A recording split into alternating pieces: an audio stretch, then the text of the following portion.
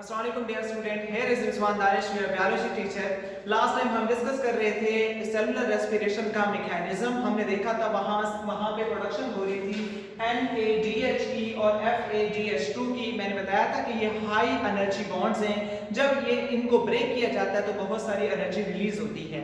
तो आज हम देखेंगे कि जब एक मॉलिक्यूल ग्लूकोज का जो है उसकी जब ब्रेक डाउन होती है तो वहां से कितनी ATP हमें हासिल होती है और किस पॉइंट से कहां से कितनी एनर्जी हमें हासिल हो रही है, कितने ATP के मॉलिक्यूल हमें हासिल हो रहे हैं।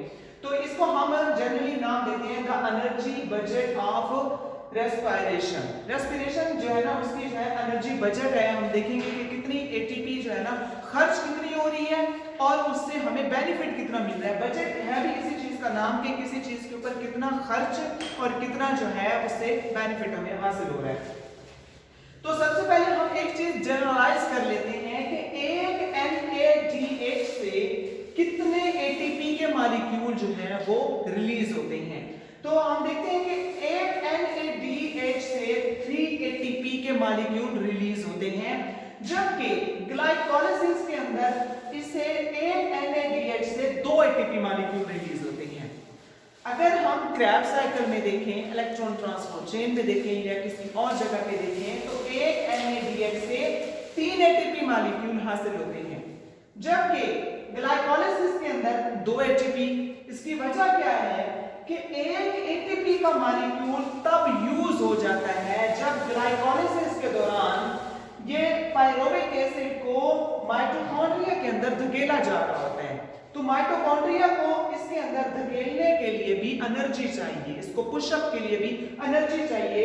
तो यहां से इसे NADH से 2 ATP मॉलिक्यूल रिलीज होते हैं, तो एक जो है ATP जो है वो वहां पे कंज्यूम हो जाता है।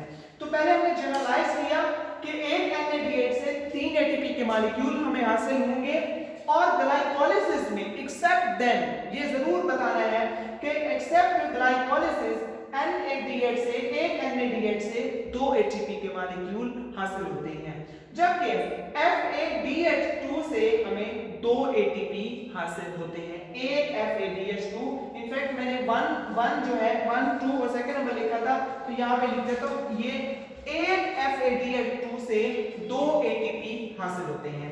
तो चलते हैं हम जो हमने मैकेनिज्म डिस्कस किया था उसी तरह से ही मैंने डायग्राम ड्रा करके आपको समझाने की कोशिश करनी है। यहाँ पे ग्लूकोज के जब ब्रेक डाउन हुई तो हमने देखा था वहां NADH बन रहे थे और साथ ATP बन रही थी। जो ATP नेट अमाउंट की फॉर्म में, यानी कि नेट उसी वक्त हमें हासिल हो जाती है ATP, उसको मैंने इस साइड पे लिखा है। ये 2 ATP, इसको हम नेट ATP भी कह सकते हैं कि ये उसी वक्त हमें हासिल हो जाती है। अब ये जो ग्लूकोज है इसकी ब्रेक डाउन हुई, पायरुविक एसिड बना, तो पायरुविक एसिड के साथ क्या बनता है 2NADH। इसी तरह जब इसको भेजा जा रहा होता है यानी कि एसिटाइल कोएंजाइम में कन्वर्ट किया जा रहा होता है तो उस वक्त भी 2 NADH बनते हैं। इसी तरह एसिटाइल कोएंजाइम को जब कन्वर्ट किया जाता है क्रैब साइकिल में भेजा जाता है तो क्रैब साइकिल के अंदर भी 6 NADH बनते हैं और 2 FADH2 बनते हैं और नेट अमाउंट की फॉर्म में 2 ATP हमें हासिल होते हैं। आपने इसकी प्रोडक्ट को देखना है तो साथ साथ मैकेनिज्म को देखना है। वहां पे उसके साथ लिखा होगा कि क्रैब साइकिल के अंदर ATP भी बन रही है, वहां पे नंबरिंग नहीं की गई कि कितने ATP बन रहे हैं, वो यहां से आप देख सकते हैं 2 ATP वहां से नेट बन रहे हैं और NADH और FADH2 जिनको मैंने 2 लाइनें खींच के इनको मिला के जो है इलेक्ट्रॉन ट्रांसपोर्ट चेन में शो किया था, तो एक्चुअली ये इलेक्ट्रॉन ट्रांसपोर्ट चेन से ही ये सब कुछ आ रहा है। तो ये 6 NADH यहां से बनेंगे क्रैब साइकिल से और 2 FADH2 भी क्रैब साइकिल से बनेंगे जो कि आगे रन करेंगे इलेक्ट्रॉन ट्रांसपोर्ट चेन के अंदर। उस इलेक्ट्रॉन ट्रांसपोर्ट चेन के अंदर ये वर्क करते चले जाएंगे, रिड्यूस होते चले, यहां से मतलब हाइड्रोजन यहां से निकलता चला जाएगा और ये जो हाई एनर्जी बॉन्ड है ये टूटते जाएंगे और वो एनर्जी ATP की फॉर्म में हमें हासिल होती चली जाएगी। तो हमने जैसे कि कहा था कि ग्लाइकोलाइसिस के अंदर एक NADH से 2 ATP हासिल होते हैं, तो यहाँ पे ग्लाइकोलाइसिस के अंदर मैंने यहाँ पे लिखा है कि 2 NADH 2 ATP हमें हासिल हो रहे हैं, तो टोटल हासिल हो गए 4 ATP।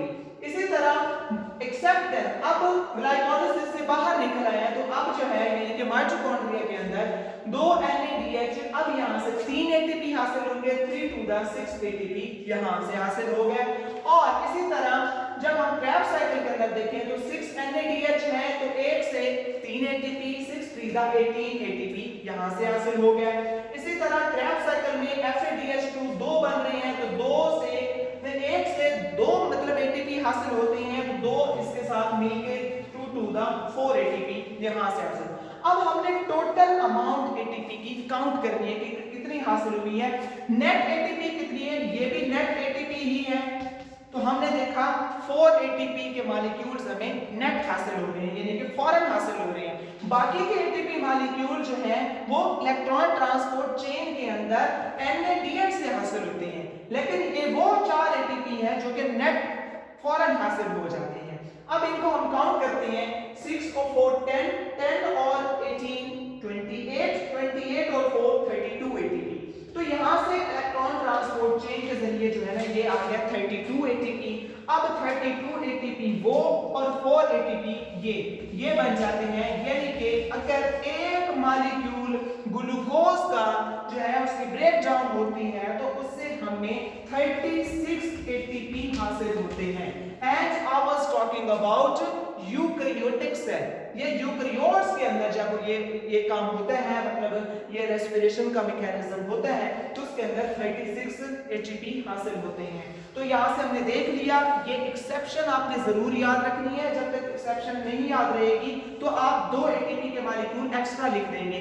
बाज़ किताबों में वाकई लिखा हुआ है यहाँ पे 4 3 ही लगा देते हैं, 3 to the 6 और फिर आखिर में लिख देते हैं 38 ATP और उसके साथ ये लिख देते हैं कि 2 ATP के मॉलिक्यूल यहाँ पे इस्तेमाल हो गए। It is also correct form, ये भी ठीक माना जाता है। तो बाज़ औक़ात आप हो सकता है FSC या BSc में ये कहीं किसी पॉइंट पे भी ऐसे देखें। तो हमने एक्सेप्शन को पहले ही डिस्कस कर लिया ताकि उसकी कैलकुलेशन में कोई एरर बाद में उसकी अमेंडमेंट ना करनी पड़े। तो एक्सेप्शन यही है कि हर जगह पे NADH से 3 ATP हासिल होते हैं, लेकिन यहाँ पे सिर्फ ग्लाइकोलाइसिस के अंदर 2 ATP के मॉलिक्यूल हमें हासिल होते हैं। तो हमने यहाँ पे देखा कि यहाँ से जितने भी NADH और FADH2 हमें हासिल हो रहे थे उनको हमने मेंशन किया। अगर इसको आपने मजीद समझना भी है तो इसके साथ मैकेनिज्म और उसके प्रोडक्ट को इसके साथ इसका कंपैरिजन करना है। I hope so you would have got this lecture। अगर इसके बारे में कोई भी बात, कोई अबहम, कोई बात समझना ना आई हो, you must contact me via WhatsApp or text me। I will always welcome you। Lecture dismissed।